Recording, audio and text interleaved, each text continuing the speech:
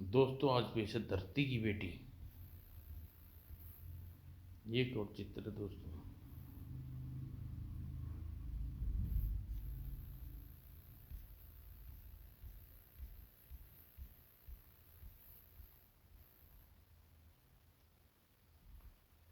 अचलगढ़ राज्य के मुख्य द्वार पर विजयगढ़ की सेनाएं ने डेरा डाला हुआ था।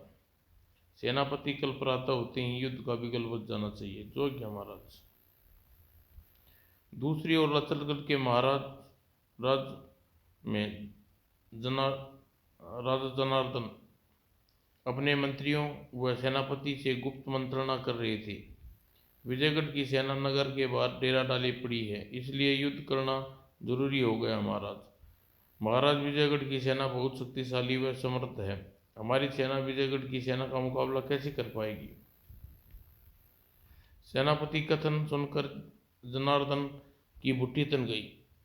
तो क्या बिना युद्ध कर लड़े हम दुश्मन के सम्मुख आत्मसमर्पण कर दें? यह तो हमारे लिए डूब मरने की बात होगी। बहुत देर तक मंत्रणा के पश्चात निश्चित किया गया, युद्ध में हार हो या जीत, दुश्मन के आगे घुटने टेकने की बजाय दुश्मन से युद्ध लड़ा जाएगा। ठीक है महाराज, कल हमारी सेना अपने सिर पर मौत का कफन बांध कर खुशी खुशी युद्ध लड़ने जाएगी। दूसरे दिन विजयनगर की अंचलगढ़ की सेनाओं में भयंकर युद्ध हुआ। सेना का साहस बढ़ाने के लिए उद्देश्य से राजा जनार्दन भी सेना के साथ युद्ध स्थल में आया। शाबाश मेरे बहादुर, दुश्मन के दांत खट्टे कर दो। अंचलगढ़ की सेना पूरे जोश के साथ विजयगढ़ की सेना से लड़ी, पर सांझ होते होते दुश्मन विजयगढ़ की सेना ने उनके छक्के छुड़ा दिए। आह, मर गया। अपनी सेना को हारते देख जनार्दन परेशान हो उठा। सैनिक के हौसले प्रस्त हो रहे हैं, इनका मनोबल बढ़ाने के लिए मुझे क्या उपाय करना चाहिए? अभी वह सोच ही रहा था कि अपने सैनिकों के साथ राजा विजय सिंह ने उसके रथ के चारों ओर से घेर लिया। पकड़ लो राजा जनार्दन, बचकर नहीं निकल न पाए। आदेश पाते ही सैनिक जनार्दन के रथ की ओर झपटे। कुछ ही देर में जनार्दन विजयगढ़ का बंदी था। अचलगढ़ का अब मेरा अधिकार है। अपने राजा को बंदी बने देख अचलगढ़ की सेना के पांव उखड़ गए। वह युद्ध क्षेत्र से भाग चली। और उधर विजय सिंह ने अपने सैनिकों को आदेश दिया, राजा जनार्दन को हमारे शिविर में लाया जाए। शिविर में पहुंचकर विजय सिंह ने सेनापति से कहा, सेनापति, हम अचलगढ़ में प्रवेश करना अब कोई बाधा नहीं रही है। आप ठीक कह रहे हैं महाराज। अपने सैनिकों के साथ विजय सिंह उसी समय अचलगढ़ नगर के मुख्य द्वार की ओर बढ़ चले। कुछ देर बाद उसके हाथी अचलगढ़ के मुख्य द्वार में प्रवेश किया। अरे, ये तीर कौन बरसा रहा है? सावधान विजय ने अपना धनुष बाण निकाला और कर अपनी ओर आते तीर को काट डाला। फिर ध्यान से चारों ओर देखी, तीर उस दिशा से आई है। तीर बरसाने वाला उस गुम्मद में छिपा हुआ है। उसने तत्काल सैनिक को आदेश दिया, उस गुम्मद के पीछे जाकर जो छुपा उसे पकड़कर हमारे पास लाओ। आदेश पाकर सैनिक गुम्मद की दिशा में चल दिए। कुछ ही देर में जब सैनिक गुम्मद से तीर बरसाने वाले के साथ नीचे उतर रहे थे, अरे सैनिकों, ये किस सुंदरी को पकड़ कर ला रहे हैं? क्या यह सुंदरी तीरों की वर्षा कर रही थी? जब सुंदरी विजय सिंह के सम्मुख लाकर तो वह क्रोध से पुकार उठी, राजा विजय सिंह, क्या यही तुम्हारी मर्दानगी है कि युवती पर आक्रमण का सामना करने के स्थान पर अपने सैनिकों को भेजकर बंदी बना लिया? लानत है आप पर। विजय सिंह मंत्रमुग्ध सा उस सुंदरी की ओर देखता हुआ बोला, सुंदरी, मैं आपसे नहीं आपके सौंदर्य से पराजित हो चुका हूँ और नतमस्तक हो अपनी पराजय स्वीकार करता हूँ। सुंदरी, अपने बंदी को नृत्य कीजिए। विजय सिंह हाथी से उतरकर हाथ जोड़कर सुंदरी की ओर नतमस्तक हो गया। वह बहुत खूब। किसी विजेता को बंदरों में जकड़कर स्वयं पराजित होने का आपका अभिनय प्रशंसनीय है। आपके राज्य में इस सुंदर परंपरा को देखकर मुझे प्रशंसा हो रही है। सुंदरी के व्यंग से तिलमिलाकर विजय सिंह ने क्रोध से होठ काटते हुए सैनिकों को आदेश दिया, मूर्खों, छोड़ दो इस सुंदरी को, यह मुझे निगल नहीं जाएगी। सैनिकों ने तुरंत आदेश का पालन किया। सुंदरी मुक्त होकर बोली, विजयगढ़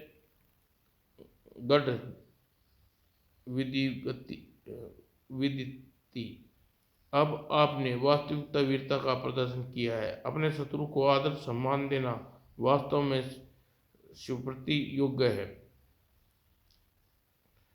आंचलगढ़ के राजा राज राजकुमारी विदोत्मा अचलगढ़ में आपका स्वागत करती है। ओह, तुम अचलगढ़ की राजकुमारी हो। न जाने क्या सोचकर विजय ने अपने सेनापति को तत्काल आदेश दिया, सेनापति, हमारे शिविर में बंदी राजा जयवर्धन सिंह को इसी समय यहाँ लेकर आओ। जो आज्ञा महाराज। कुछ देर बाद जब जयवर्धन विजय सिंह के सामने था, ओ राजकुमारी विदोत्मा भी यहाँ, मुझे यहाँ बुलाकर विजय सिंह क्या करना चाहता है। तभी विजय सिंह बोला, राजा जयवर्धन, हम जीत कर आपसे हार गए। यह कमाल राजकुमारी विदोत्मा ने कर दिखाया। यह आप क्या कह रहे हैं राजन विजय सिंह जी? तो सुनिए राजन, आपसे आप अपनी बेटी विदोत्मा का हाथ मांगता हूँ। क्या? जयवर्धन विजय सिंह के प्रस्ताव सुनकर हैरान रह गया। कुछ देर बाद जब वह संभला, राजा विजय सिंह, मुझे आपका प्रस्ताव स्वीकार। आंचलगढ़ का विजयगढ़ की मित्रता का प्रतीक के रूप में राजकुमारी विदोत्मा का हाथ आपके हाथ में देने को तैयार हूँ। हमें आपका उत्तर सुनकर खुशी हुई राजा जयवर्धन सिंह। राजा जयवर्धन सिंह, अब आप हमारे सम्माननीय अतिथि हैं, आइए हमारे महल चलिए। चलिए राजन। और विजय सिंह जनार्दन और विदोत्मा के साथ उसके महल की ओर चल पड़ा। जिस राज्य में युद्ध की रणभेरी की आवाज गूंज रही थी, वहां विजय सिंह और विदोत्मा के विवाह की शहनाइयों की आवाज गूंज रही थी। कई दिन तक जयवर्धन अतिथि सत्कार करवाने के पश्चात राजा विजय सिंह और ने विजयगढ़ की ओर प्रस्थान किया। दुल्हन बनी विदोत्मा उसके साथ थी। इस घटना को घटे कई वर्ष बीत गए। इस बीच रानी विदोत्मा ने एक सुंदर पुत्र की मां बन चुकी थी। इन बीते हुए समय में राजा विदोत्मा बहुत कम रानी विदोत्मा के पास रह पाया था। उसका सारा समय दूसरे राज्यों के युद्ध करने में ही बीता। महल में अकेली विदोत्मा कूटती रही, महाराज ने मेरी वह पुत्र अभय सिंह की बिल्कुल चिंता नहीं है। यहाँ महल में अकेली घुटती रहती हूँ और महाराज राज्य विस्तार की लालसा लिए सारा समय विजयगढ़ से बाहर बिताते हैं। एक दिन वह इसी बात से खींच कर दासी अहिला के साथ रथ में बैठकर आंचलगढ़ की ओर चल दी।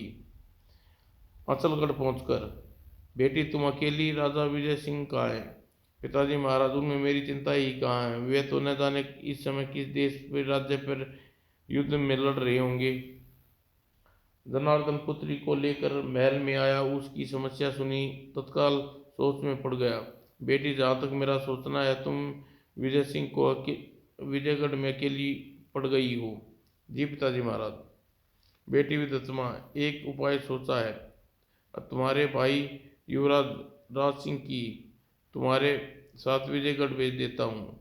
राजा विजय सिंह की अनुपस्थिति में वहाँ का राजकाज भी देख लेगा और उसके पास रहने से तुम्हारा दिल भी बहल जाएगा। ठीक है, यह ठीक रहेगा पिताजी महाराज। जयवर्धन सिंह उसी समय युवराज राज सिंह को बुलाया।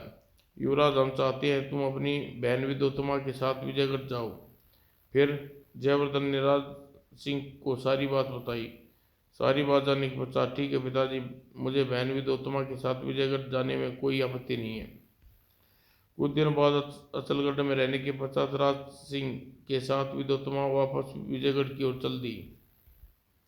जब वह विजयगढ़ पहुंची तो जीत सिंह विजय प्राप्त करके विजय सिंह विजयगढ़ आ चुका था।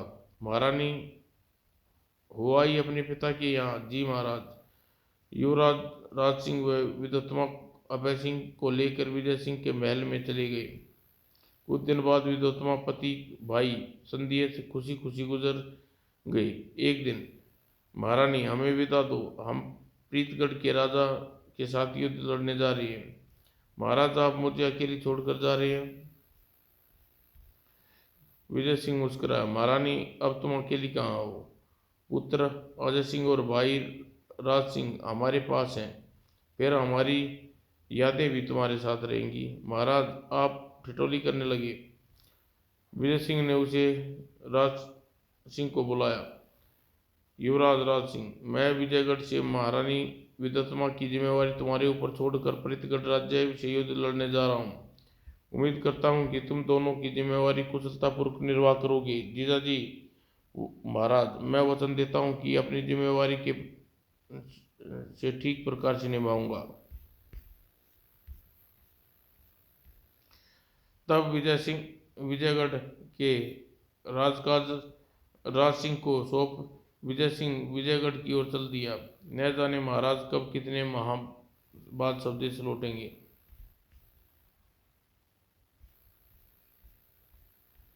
कुछ दिन बाद गुजरे। राज सिंह और विजयगढ़ में राज का सुचारू रूप से संभाल लिया। उसके बाद रहने से विद्वता अकेलापन हाथ से दूर हो चुका था। एक दिन विद्वत्मा अपने महल में बैठी थी। न जाने क्यों आज मेरा मन नहीं लग रहा, चलूं भाई राज सिंह से मिल आऊं, मन बहल जाएगा। बिना किसी सूचना जब वह राज सिंह के कक्ष के बाहर पहुंची, महारानी जी आप? अरे देख पहरेदार के चेहरे सफेद पड़ गए। महारानी जी आप यहाँ ठहरिए, अंदर युवराज को आपके आने की सूचना दे दूं। नहीं रहने दो, युवराज को सूचना देने की कोई आवश्यकता नहीं। इतना कहकर वह राज सिंह के कक्ष में घुस गई। राज सिंह का कक्ष बिल्कुल खाली देख आश्चर्यचकित रह गई। कहाँ गए युवराज? कक्ष में तो कोई नहीं। तभी बचाओ, कोई इस पापी से बचाओ। यह आवाज लगता है आवाज के कक्ष में कोई गुप्त कक्ष से आ रही है। गुप्त कक्ष का द्वार विद्वत्मा को पता था। उसमें प्रविष्ट होकर जब वह गुप्त गृह में पहुंची, पापी मुझे छोड़ दे। हा हा, तुझे भला यहाँ कौन बचा सकता है मूर्ख। ओह मेरा भाई राज सिंह इतना नीचे गिर सकता है, यह तो मैंने सपने में भी नहीं सोचा था। वह शेरनी की तरह गरजती थी। राज सिंह। विद्वत्मा की आवाज़ सुनकर राज सिंह घूमा। दीदी। विद्वत्मा को सामने देख राज सिंह के हाथ पैर फूल गए। विद्वत्मा ने उसकी बात का कोई जवाब नहीं दिया। चुपचाप चलकर वह भयाक्रांत युक्ति के पास पहुंची। बहन तुम ठीक तो हो? युक्ति फूट फूट कर रो पड़ी। वो रो नहीं बहन, चुप हो जाओ और अपने विषय में बताओ। किसी तरह युक्ति चुप हुई। फिर उसने रिसते हुए विद्वत्मा को बताया। महारानी मैं विजयगढ़ की हूँ। राज सिंह के आदेश पर सैनिक मुझे यहाँ उठा लाए। ओह महारानी जी, मैं अपने एक सवाल पूछती हूँ। प्रजा पर इस प्रकार अत्याचार करना क्या राज परिवार का यही धर्म है? बहु बेटियों की कुदृष्टि डालना क्या यही आपका शिष्टाचार है? पहले तो विजयगढ़ में कभी ऐसा नहीं हुआ, फिर अब यह अनाचार क्यों? युक्ति के कथन सुनकर विद्वत्मा की गर्दन शर्म से झुक गई। युक्ति ने प्रश्न का जवाब उसके देते न बना। उसने वहीं पड़ा एक कपड़ा उठाते हुए उस पर डालते हुए बोला, बहन मुझे खेद है, तुम्हारे साथ यह दुर्घटना घटी। जाओ अब तुम अपने घर जा सकती हो। युक्ति चुपचाप गुप्त गृह की सीढ़ियाँ चढ़ गई। दीदी विद्वत्मा राज सिंह से कहा, राज सिंह तुम मेरे साथ ऊपर आओ। राज सिंह चुपचाप पीछे पीछे चल दिया। कक्ष में आकर, राज सिंह मुझे तुमसे ऐसी आशा न थी। तुमने ऐसा करके मेरे माथे पर कलंक का टीका लगा दिया। अब मैं तुम्हें महाराज को क्या जवाब दूंगी? दीदी आप व्यर्थ में ही छोटी सी बात को तूल दे रही हैं। राज परिवार में ऐसा होता है ही रहता है। मैंने कोई गलत कार्य तो नहीं किया। चुप रह बेशरम। अपराध करने के पश्चात तो तुझे अपने अपराध का एहसास नहीं है। क्रोध में विद्वत्मा ने ताली बजाई। कोई है? अगले ही पल कक्ष के बाहर पहरेदार कक्ष में प्रविष्ट हुई। आज्ञा महारानी, राज सिंह को पकड़ कर ले जाओ और कारागार में बंद डाल दो। पहरेदार ने आगे बढ़कर राज सिंह को पकड़ लिया। दीदी, यह आप ठीक नहीं कर रही। क्या आप मुझे आंचलगढ़ से इसलिए अपने साथ लाई थी? विद्योत्तमा ने राज सिंह की बात का कोई जवाब न दिया और पहरेदार को पुनः आदेश दिया, पहरेदार, इस नीच को जल्दी ले जाकर कारागार में बंद डाल दो। पहरेदार खींचकर राज सिंह को कक्ष से बाहर ले गए और ले जाकर कारागार में बंद कर दिया। राज सिंह के कृत्य से विद्योत्तमा का मन बुरी तरह आहत था। ओह, मानव मन कब क्या कर बैठे कुछ पता नहीं। सीधा साधा राज सिंह यहाँ आकर कितना नीचता पर उतर आया। धीरे दिन बीतने लगे। विजय सिंह अभी तक विजयगढ़ वापस नहीं लौटा। एक दिन जब विद्योत्तमा उदास उद्यान में बैठी थी, महारानी, महारानी, क्या हुआ? दासी, इतनी घबराई हो क्यों हो? महारानी, एक बुरी खबर है। कारागार में अधिकारी को अपनी ओर मिलाकर युवराज कारागार से बाहर आ गए और अब नंगी तलवार लिए इधर आ रहे हैं। क्या क्या राज सिंह और हमारा वध करने आ रहा है? हाँ महारानी, उससे पहले युवराज राज सिंह यहाँ आ जाए और आप युवराज को लेकर यहाँ से चली जाइए। नहीं, मैं कायरों की भांति भाग कर नहीं जाऊंगी। मैं राज सिंह का सामना करूंगी। महारानी, युवराज के सिर पर खून सवार है। आप नियति है, सामना कैसे करेंगी? तू ऐसा कर, सिर दी मुझे महल से एक तलवार ला दे। आदेश पाकर दासी जल्दी ही महल की ओर दौड़ी और सिर दी वह तलवार के साथ लौटी। लीजिए महारानी, अब ठीक है, तू जा। दासी भयभीत सी लौट गई। कुछ देर बाद राज सिंह उद्यान में प्रवेश किया। वह आ गया, अब मैं उसे छोड़ूंगी नहीं। राज सिंह लपकता हुआ उसके पास आ पहुंचा। विद्योत्तमा, मरने के लिए तैयार हो जा। ओह, तो अब मैं दीदी से विद्योत्तमा बन गई। राज सिंह, तू नीचता की प्रतंत्रता पार कर चुका है। विद्योत्तमा, चुप हो जा, तेरे दिन अब पूरे हुए। विजय सिंह विजयनगर से दूर है और मैं तुम अजय सिंह को मारकर विजयगढ़ का राजा बनने वाला हूँ। अब अदब से बात कर। राज सिंह, बहुत हो चुका, अब मैं चुप नहीं रहूंगी। गरते हुए विद्योत्तमा ने तलवार उठाई और अगले ही पल राज सिंह कटे वृक्ष की तरह पृथ्वी पर गिर पड़ा और कुछ देर बाद तड़प तड़प कर प्राण त्याग दिए। जब विद्योत्तमा दो सैनिकों को बुलाकर आदेश दिया, राज सिंह के शव को उठाकर हमारे रथ पर रख दो और इसी समय शव को ले जाकर अचलगढ़ जाऊंगी। जो आज्ञा महारानी जी।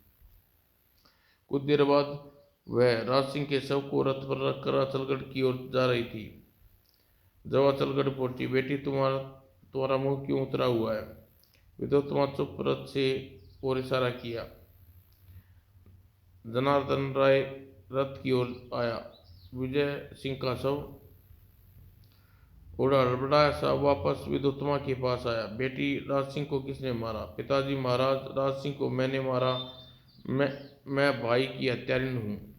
क्या यह तुम क्या कह रही हो बेटी? पिताजी महाराज, मैं ठीक कह रही हूँ। तब विद्योत्तमा ने जनार्दन को सारी बात विस्तार से बताई। विद्योत्तमा सारी बात जानकर जनार्दन ने उसे कहा, पश्चाताप करने की कोई आवश्यकता नहीं है बेटी, तुमने राज सिंह को मारकर ठीक किया। यह आप क्या कह रहे पिताजी? मैं ठीक कह रहा हूँ विद्योत्तमा, तुमने कर्तव्य से गिरे राज सिंह को मारकर ठीक किया। अपने किए पर पश्चाताप नहीं होना चाहिए। और फिर तुमने एक ऐसी माँ की बेटी हो जिसने वक्त पड़ने पर अपने पिता और पति की मौत के घाट उतार दिया था। पिता और पति को मौत के घाट उतार दिया था। यह आप क्या कह रहे हैं पिताजी? पिताजी महाराज, मेरी माँ ने अपने पति को मौत के घाट उतार दिया, लेकिन आप तो जीवित हैं पिताजी महाराज। जनार्दन ने ठंडी सांस ली। बेटी, यह एक लंबी कहानी है, आओ महल चलकर तुम्हें वह कहानी सुनाता हूँ। चलिए महाराज। और सेवकों को राज सिंह को महल में लाने का आदेश देकर जनार्दन विद्योत्तमा के साथ अजय सिंह के महल में चला आया। महल में आकर उसने विद्योत्तमा को बताना शुरू किया। बेटी, उस समय की कहानी है जब तुम्हारी जन्म भी नहीं हुआ था। पिताजी महाराज की मृत्यु के पश्चात जब मैं अचलगढ़ की राजगद्दी पर बैठा तो पूर्णतः युवा था। तब मैंने राजकार्य ही सीख पाया था और न ही राजनीति सीख पाया था। मेरे राजा बनते ही पड़ोसी राजा महिपत सिंह ने असलगढ़ पर हमला कर दिया। तब मैंने सेनापति रावल को बुलाया और रावल साथ में एक युवक को भी लेकर मेरे पास आया। सेनापति जी, महिपत राज्य के राजा महिपत सिंह आपके दामाद हैं अचल सिंह पर हमला क्यों किया? महाराज, मेरे दामाद अचल सिंह पर हमला किया, यह देखकर मैं शर्मिंदा हूँ। ऐसा करने से मेरे माथे पर कलंकित पोत दी, अतः मैं शर्मिंदा हूँ महाराज। सेनापति जी, आप शर्मिंदा हो रहे हैं, हमें आपकी स्वामी भक्ति पर कोई संदेह नहीं है। तो आज्ञा दीजिए महाराज, मुझे क्या करना है? सेनापति जी, करना क्या है? राजा महापति सिंह को मुकाबला करने के लिए सेना को तैयार करना है।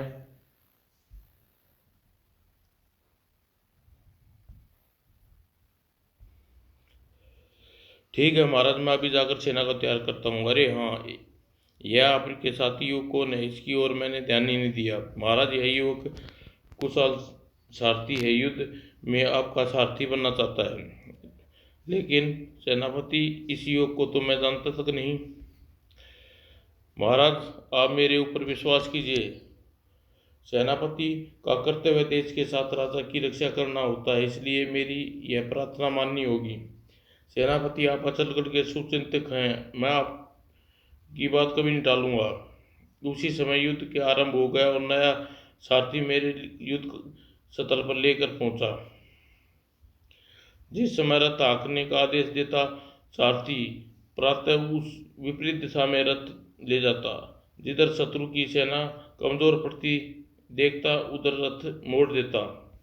ओह, मैं देखते ही देखते वहां शत्रु का सफाया कर देता। साथ में सोचता, यह नया सारथी मेरा आदेश क्यों नहीं मान रहा? मैं जिधर कहता हूँ सारथी उस तरफ रथ न ले जाकर दूसरी तरफ क्यों ले जाता है? साथ में मुझे खुशी भी होती कि यह अपनी सूझबूझ और चतुराई से शत्रु सेना को सफाया करवा रहा है। फिर साथ में देखकर चौंका कि धीरे धीरे सारथी युद्ध से रथ निकाल कर मैदान के किनारे पर दौड़ने लगा। सारथी, रथ को कहाँ लिए जा रहे हो? रथ रोको। सारथी ने जैसे मेरे आदेश को सुना ही नहीं, वह वेग के साथ रथ दौड़ाता हुआ, चक्कर काटता हुआ शत्रु सेना के पीछे जा पहुंचा। फिर उसने रथ में ले जाकर एकाक राजा महिपत सिंह के सामने अड़ा दिया और आमना सामना होते ही मैं महिपत सिंह से जूझ पड़ा। लेकिन चतुर महिपत सिंह और कहाँ मैं अनाड़ी। मैं उसका वार बचाते बचाते रथ से नीचे गिर पड़ा। तब महिपत सिंह ने भाले से मुझे पर वार करने ही वाला था कि ओह! महिपत सिंह चीख कर अपने रथ पर ढेर हो गया और मेरे सिर पर मंडराती मौत ने पलट कर महिपत सिंह को निगल लिया। महिपत सिंह के मरते ही सेना में भगदड़ मच गई। राजा महिपत मारे गए, भागो भागो। मैं उन्हें खदेड़ता हुआ महिपालपुर तक जा पहुंचा। वहां के किले पर अपना झंडा फहरा दिया। उसी समय सेनापति रावल मेरी तरफ विजय पर मुझे जयमाला पहनाने आया। महाराज, मुझे आपकी विजय हुई। सेनापति, यह विजय मेरी नहीं, आपकी है, आपकी सेना की है और सारे अचलगढ़ की है। उसी समय मेरे रथ का सारथी आगे बढ़ा और रावल की म्यान से तलवार खींची। अरे सारथी, यह क्या कर रहे हो? चुप रहे देशद्रोही, और कहकर उसने अपने एक ही झटके में तलवार रावल की पेट में घोंप दी। मैंने कड़क कर सारथी से पूछा, यह क्या किया सारथी? इतने बड़े देशभक्त सेनापति का वध कर दिया। सारथी ने मेरे प्रश्न का कोई उत्तर नहीं दिया। तब मैंने सैनिकों को आदेश दिया, सैनिकों, देशद्रोही सारथी को पकड़ लो, इसे दंड मिलेगा। सैनिक आदेश पर सारथी को पकड़ पाते।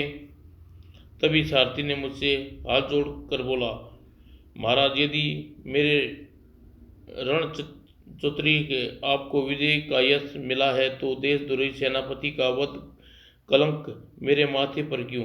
इसका दंड दंड या पुरस्कार भी तो आपको ही भोगना चाहिए। क्या मतलब हुआ तुम्हारा? उसी समय पीड़ा से कराते हुए घायल सेनापति रावल ने सारथी से कहा, यह तुमने क्या किया चारुलता? चारुलता, यह नाम तो स्त्रियों का होता है। मैं बुरी तरह चौंक कर सारथी की ओर देखने लगा।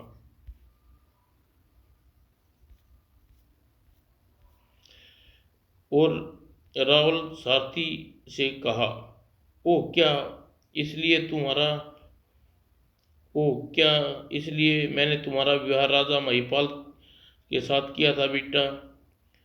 क्या इसलिए मैंने तुम्हें राजा जनार्दन का सारथी बनाया था? तुम्हें मेरे साथ धोखा किया बेटी।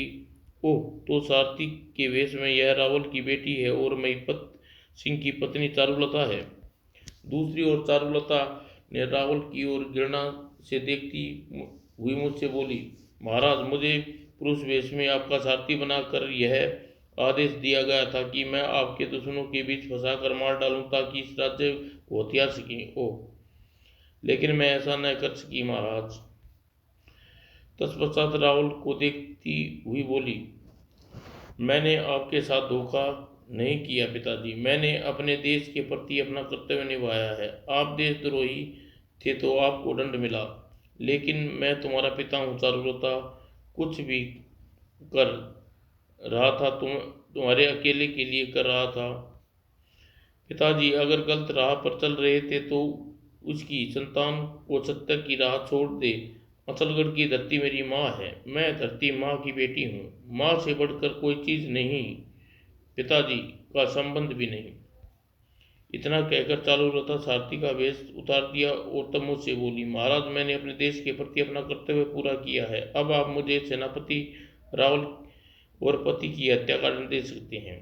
यह तुम क्या कह रही हो चारुलता? तुमने असलगढ़ की सच्ची बेटी हो। हम तुम्हें सजा नहीं, उपहार देंगे। उपहार? हाँ चारुलता, अब तुम अन्याय अन्याय ही हो गई। अब तुम अनाथ हो गई। तुम्हारे पिता और पति की मृत्यु होगी। ऐसी हालात में तुम अकेली नहीं छोड़ेंगे। आज से तुम असलगढ़ की राजगद्दी पर मेरे बराबर में बैठोगी। महाराज, यह आप क्या कह रहे हैं? मैं ठीक कह रहा हूँ चारुलता। तुमसे विवाह करने पुनः सुहागिन बनाऊंगा। तुम्हारे जैसी वीर देशभगत रानी पाकर मैं असलगढ़ धन्य हो जाएगा। महाराज, चारुलता दौड़कर मेरे कदमों में गिर गई। तब धूमधाम से चारुलता के साथ मेरा विवाह हुआ। और विद्वत्मा, इतनी कहानी सुनने के पश्चात जनार्दन आगे बोला, चारुलता की कोख से ही जन्म लिया है बेटी। तुम ऐसी माँ की बेटी हो जिसने वक्त पड़ने पर साहस से काम लेकर अपनों को मौत के घाट उतार दिया। फिर भी तुम राज की हत्या करने तुम राज की हत्या करने से क्यों दुखी हो?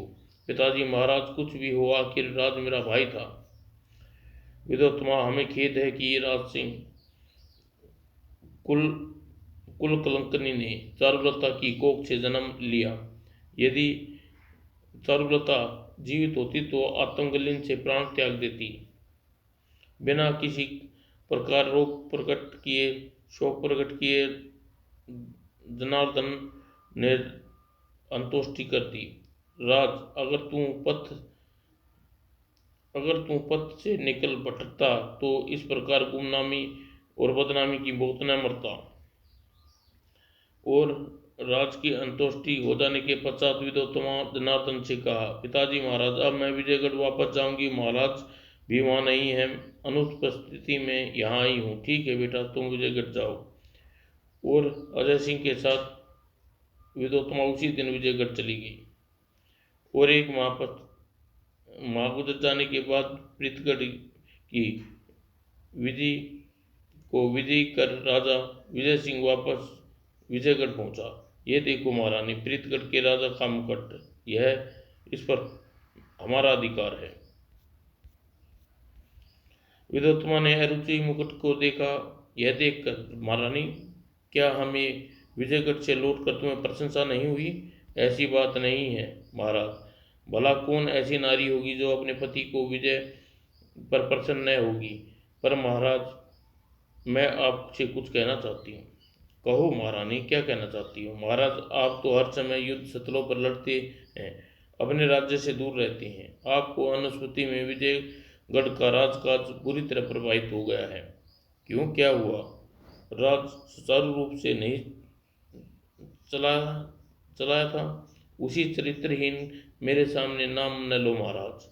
विद्वत्मा ने राजा को कृतज्ञ और उसकी मृत्यु के बारे में विजय सिंह को विस्तार से बताया। विद्वत्मा सारी बात जानकर राज सिंह ने ऐसा किया। हाँ महाराज, अब बेहतरी इसी में है कि आप राज सिंहासन पर लगाए कलंक को धोने के लिए विजयगढ़ में रहकर राजकार्य में मन लगाएं और प्रजा का खोया हुआ विश्वास लौट आए। विजय सिंह की सोच में पड़ गई। कुछ देर सोचकर वह बोली, विद्वत्मा तुम्हारा कहना सही है। राज प्रजा से होता है और राजा का ख्याल नहीं रखेगा तो कैसे और कहाँ का राजा, कोई उसका आदर नहीं करेगा। अतः आज से हम विजयगढ़ में रहकर राजकाज करूँगा। मुझे खुशी है महाराज, आपने सही बात उचित समय पर समझ लिया। उसी दिन विजय सिंह नियंत्रण रूप से दरबार में जाकर राजकाज देखने लगा। जल्दी ही उसके राज्य में खुशहाली लौट आई और उसका बदला हुआ रूप देखकर प्रजा खुश हो गई। महारानी विद्वत्मा भी खुश थी। समाप्त दोस्तों।